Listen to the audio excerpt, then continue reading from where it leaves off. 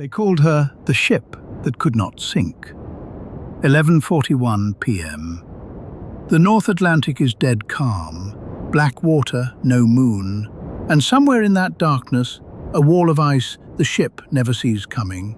In 2 hours and 40 minutes, the greatest machine ever built by human hands will be gone, and more than 1,500 people will still be aboard.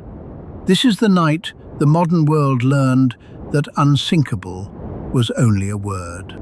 April 1912. The RMS Titanic leaves Southampton on her maiden voyage, bound for New York with over 2,200 souls aboard.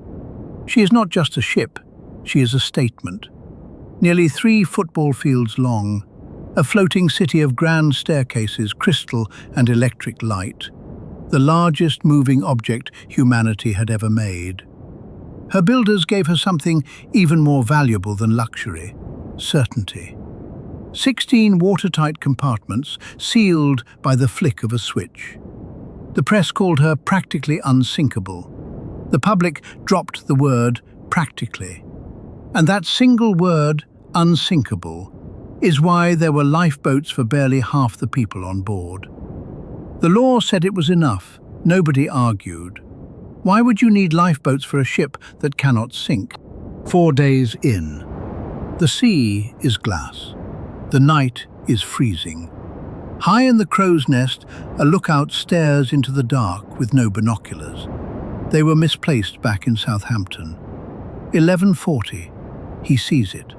A black shape, darker than the night. He rings the bell 3 times and shouts down the line, "Iceberg, right ahead!" The order comes, hard to starboard, engines full astern. The great ship begins to turn. It is not enough. The Iceberg doesn't strike the bow.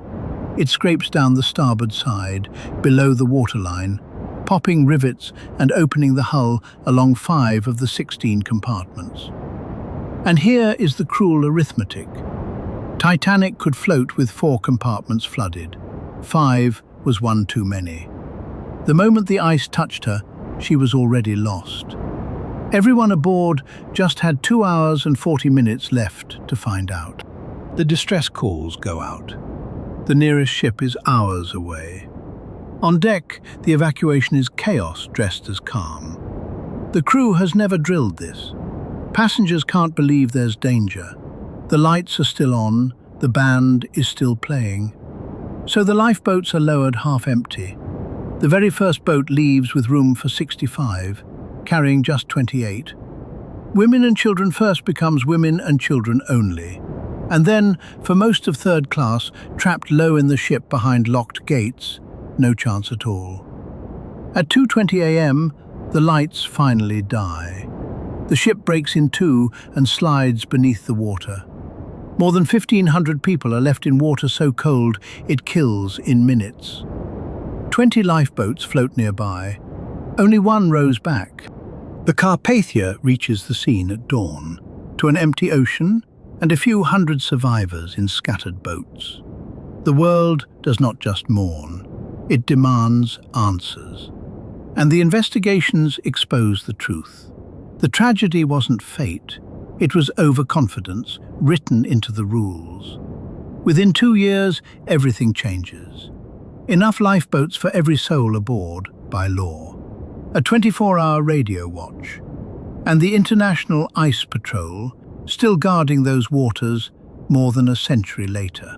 The ship that was built as a monument to human progress became a monument to human pride. And it left us with a warning we keep forgetting. The greatest dangers are almost never the ones we fear. They're the ones we refuse to believe are possible. This was the first of history's worst days. The next one buried an entire city alive in a single afternoon. Subscribe and I'll see you